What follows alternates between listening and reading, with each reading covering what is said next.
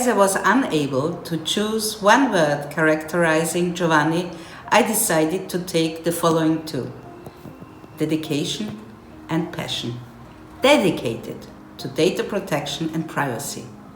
He spoke with powerful words and bright eyes, convincing everybody of the importance of his message, the elephant in the room, the GDPR. He fought successfully for the start of the global convergence in data protection in 2018, especially with the international conference held in the autumn of 2018 in Brussels, where he unified the whole world of data protection in Brussels at an incredible high level. Passion for his children, the life in all its facets, passion for people not only as data subjects, but as human beings. And he was also passionate for good food and the Italian way of life.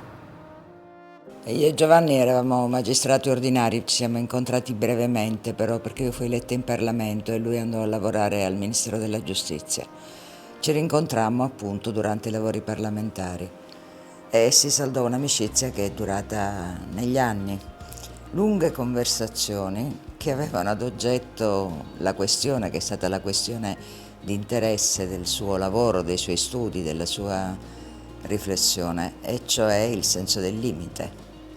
Il senso del limite quando ci si occupava di privacy, il senso del limite occupandosi di intelligenza artificiale, e credo che non fosse soltanto la sua particolare intelligenza e preparazione, la sua capacità di studio, ma fosse anche questa misura che aveva acquisito da magistrato, questa capacità di guardare le cose nella loro composizione più equilibrata, che abbia fatto di Giovanni uno dei migliori studiosi al mondo di questo tema. Io l'ho sentito l'ultima volta che stava già male, ma io non lo sapevo. Gli dissi di sentirlo affaticato e lui mi disse: non ti preoccupare, sto già risolvendo, sono stato poco bene, ma ho quasi risolto. E quindi la notizia della sua scomparsa mi arrivò del tutto inaspettata. L'intrusa, diciamo, se l'era portato via. E ricordandolo non posso fare a meno di ricordare anche quel suo modo ironico, accompagnato normalmente da un sorriso, di guardare le cose e di raccontare le cose. E anche questa sua vena, diciamo così, un po' bizzarra, che secondo me trovò compiutamente soddisfazione nella scelta di quella bellissima e bizzarra casa che aveva a Trastevere, nella quale trascorremmo insieme ad Ines e tanti amici una serata indimenticabile, probabilmente una serata di piena felicità per lui. E fu quello che si dice un civil servant, nel senso più pieno della parola, non soltanto per il nostro paese, ma anche per l'Europa. E in questo tempo in cui il senso del limite si smarrisce, penso che avremmo davvero bisogno che Giovanni fosse con noi. The word I've chosen for Giovanni is visionary. It is hard to say if Giovanni could see the future of data protection, or rather, he managed to shape the future with his predictions. I suspect it was a combination of both. I could mention many examples of his vision, but I will limit myself to just three. The first example was when Giovanni anticipated the Cambridge Analytical scandal with an opinion on online manipulation that he started to prepare many months before this scandal broke out. A second example is how he anticipated the close interaction between competition policy and data protection with the creation of the Digital Clearing House. The third and last example are his amazing reflections on data ethics that will accompany us for many years to come. In a world with so much noise and increasing complexities, we need visionary leaders. Giovanni was a true visionary leader, and Italy and the European Union as a whole benefit tremendously from his contribution. Thank you so much to Garante for organizing this. Not everything that is legally compliant and technically feasible is morally sustainable. That was a sentence that Giovanni liked very much, but I think it also describes his attitude to his professional life. He wanted to know what is legally compliant, he wanted to codicide what is a law. He wanted to know what is technically feasible and how the technology is evolving. But he also knew that the morality and the ethics is something which is the core for the human being. So he tried to find the right approach to these three notions at the same time. But if I think about one word which describes Giovanni the best, that would be a smile. He did everything with a smile. He never tried to humiliate it. Hi, I'm Gary Davis, Apple's Data Protection Officer. Stefano Rodata and Giovanni Buttarelli were two of the great data protection leaders in Italy, Europe, and indeed the world. I was fortunate to meet Stefano on a few occasions following the end of his time in the privacy community in 2005. A man of huge intellect and focus on privacy.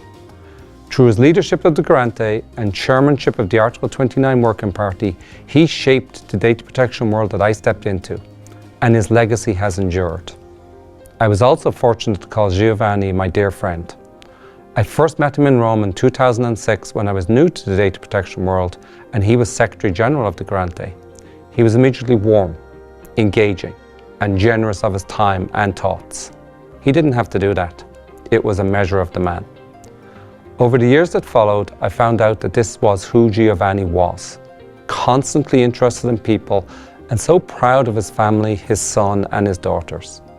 It was these qualities that meant Giovanni and Apple's CEO Tim Cook developed such a close bond. Their common interest in doing the right thing in privacy brought them together. Giovanni's words and vision continue to inspire us at Apple as we aim ever higher for the privacy and security of our users. I believe that the cornerstone laid by both Stefano and Giovanni will prove a sure foundation for one of humanity's greatest projects, the right to privacy. Thank you. Anybody, he always tried to explain and was ready to discuss. I first met Giovanni at the Data Protection Commissioners Conference in Venice in the year 2000. It was an amazing event, and I remember also Professor Stefano Rodotà, two figures who would have a great impact on me in helping me to understand modern data protection. I looked, for example, at the papers they wrote for the Article 29 Working Party to understand how we protect fundamental rights and data protection in an era of rapidly changing technology. I reprinted those papers and made them available to my students at Georgetown, and together we considered the views that would help expand the American understanding of the right to privacy. Of course, over the years, Giovanni and I became close. He would come to Washington to visit with my students, spend time in our home. Our sons were of the same age. They played soccer when they were young, and then they became lawyers. And I would come to visit in Brussels. I remember one day in 2015, after the Court of Justice issued the opinion in Schrems, Giovanni was very excited. We met at a coffee shop in the Luxembourg Square. He said to me, "Mark, they've embraced essential equivalence." And of course, I understood the importance of the phrase.